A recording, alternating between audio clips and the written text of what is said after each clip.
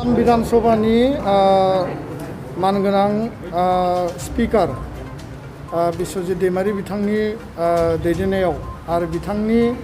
माने हांख्रायनाय बायदियै दिनै डेपुटि स्पिकार बिथांनि बाहागो लानायजों आसामनि मन्त्रि इउजि ब्रह्म बिटिआरनि डेपुटि चिफ आरो एमएलए गबिन्द बसुमतारी आरो आसाम विधानसभानि वान अफ द सेक्रेटारि आरो लोगोसेयैनो आसामनि गासैबो एमएलए बर' एमएलए बेयाव बिपिएफ हान्जानि इउपिपिएल हान्जानि आरो कंग्रेस हान्जानिजों लोगोसेनो बर' थुनलाइ आफाद दुलाराय बर' फरायसा आफाद आरो बर' राइटार एकाडेमि आरो सानैसो गागि लिरगिरि बिथांमोननि बाहागो लानायजों आसाम विधानसभायाव बर' रावखौ माबायदिहाय पूर्णांग पर्यायाव बाहायनो हायो जिहेतु बर' रावा 2003 मायथाइनि बिटिसि सुक्तिनि गेजेरजों भारत संबिधाननि 8थि फारिलाइयाव जायगा मोनदों आरो 2020 मायथाइनि 27 जानुवारियाव जालांनाय एबसु एनडिएबि इउडिपिअनि बे बर' सुक्तिनि गेजेरजों बिटिआर सुक्तिनि गेजेरजों आसामनि लोगो सरकारि राव महरै मर्यादा मोनबाय दा बिनि उनावनो आसाम विधानसभाया बेखौ विधानसभानि मजियाव बा आसाम एसेम्ब्लिनि गासैबो अफिसियेल जिखिनि बिजनेसनि खामानि बेयाव अथ टेकिं लानायनिफ्राय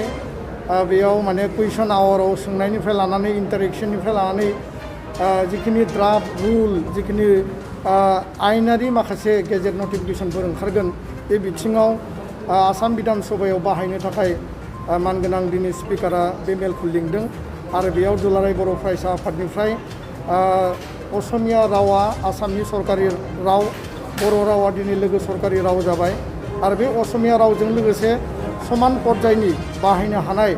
गासैबो बेबस्था बेयाव माने नोङो खालामनानै होनांगौ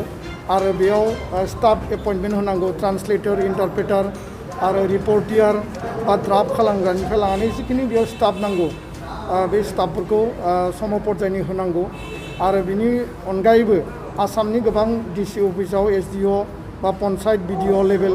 जिखिनि आसामाव अफिसफोर दङ बे अफिसफोराव एप्लिकेसन लानायनिफ्राय लानानै बेखौ बाहायनाय आरो बिनि थाखाय ट्रान्सलेटर आरो इन्टारप्रेटार लाखिनाय बेखौ माने खालामनानै होनाय फेस मेनाराव पर्यायक्रमे बे गासैबो जोङो दाबिफोरखौ बा जोंनि बाथ्राफोरखौ जोङो लाखिदों दा फैबाय थानाय समाव बिथाङा प्रतिश्रुति होदों जे फैगौ डिसेम्बर दाननिफ्रायनो 2021 मायथाइनि जि डिसेम्बर दाननि सेसन बे सेसननिफ्रायनो जि बर' रावखौ बाहायनायनि थाखाय आसाम विधानसभायाव बेखौ बिथाङा हाबाफारिखौ मावफुंगोन होननानै जोंनो खोथा होदों आरो बर' हारिनि जारिमिनाव दिनैनि जि मेल बे मेला मोनसे जारिमिनारि मेल होननानै जों बुंनो सानो आरो बिथाङा बर' स्पिकार हिसाबै आसाम विधानसभायाव मासि मोननायनि उनाव दिनै गिबि खेब जि गिबि स्टेप बे जोंनि थाखाय जोबोद बाख्नायथावना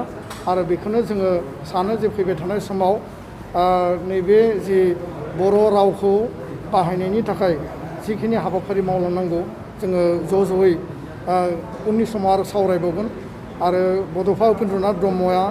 जि मिजिं आरो थांखिजों बर' रावखौ फोथांना लाखिनांगौनि थाखाय बिथाङा आदर्श होनानै गालांबाय बर' रावखौ फोथांना लाखिनो थाखाय गोबां शहीद जालांबाय भाषा आन्दलन जाबाय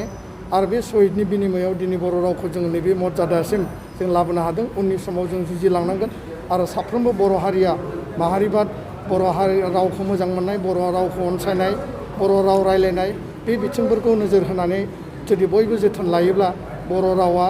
आरोबाव गोजौ लेभेलाव बेयो जायगा मोनगोन दा बेखायनो दिनैनि मेला साक्सेसफुल मोनसे मेल आरो बेनिखायनो आसाम विधानसभानि मानगोनां स्पिकार बिश्वजित दैमारी बिथांखौ फिन दुलाराय बर' फरायसा आफादनिफ्राय रोजा रोजा जों साबायखर बावदों थेंक इउ बेलायाव बर' रावखौ लेंगुवेज पेपार हिसाबै थिसन्नो थाखाय दानि आथिखालनि आसामनि chief minister doctor Himanta Biswa Sharma बिथाङा थांनाय सरकाराव इडुकेसन मिनिस्टारमोन बिथांजों रायलायनाय समाव मोनसे माइनस ओंखारदों आरो सिबिएसइनि जाय सेन्ट्रेलनि जायफोर सिटेटखौ खुङो बिथांमोना लेटार लिरहरदों आरो रिसेन्टलि जोङो बिटिआर सरकारनि मानगोनां चिफ प्रमद बर' बिथांजों रायलायदों डाइरेक्टर अफ इडुकेसन आरो सेक्रेटारि इडुकेसन बिटिआरनि दङमोन दा बिथांमोनाबो काउन्सिलनिफ्राय लिरहरगोन आरो फैबाय थानाय समाव सिटेटखौ जेरै सिटेटआव जेरैखि जायाबाबो बर' रावखौ सोफानो थाखाय जोङो दुलाराय बर' फरायसा आफादनिफ्राय जोङो हाबा मावगोन आरो दिल्लीया जेलानो नर्मेलाइज जायो कभिडनि परिबेसा जों दिल्लीयाव थांनानै बे हाबाफारिखौ जों मावगोन गुबुन मोनसे बाथ्राया जाहैबाय जे सिटेटआव जायफोर क्वालिफाइ जादों बर' मिडियामजों बर' मिडियाम फरायनानै जायफोरो दिनै सिटेट क्वालिफाइ जाबाय बिथांमोना फैबाय थानाय बिटिआरनि सिङाव ओंखारनो गोनां टेटनि आन्जादाव एप्लाइ खालामनो मोननांगौ आरो बेखौ कनसिडार खालामनांगौ बिथांमोना साख्रि मोननो हानाय जुदि जग्यता दङब्ला बिथांमोनखौ कनसिडार खालामनानै एपइन्टमेन्ट होनांगौ बे मेटारखौबो जों काउन्सिलनि चिफ मानगोनां प्रमद बर' बिथांखौ जों खावलायदों दा बेखायनो सिटेट जायफोरा क्वालिफाइ जानानै दङ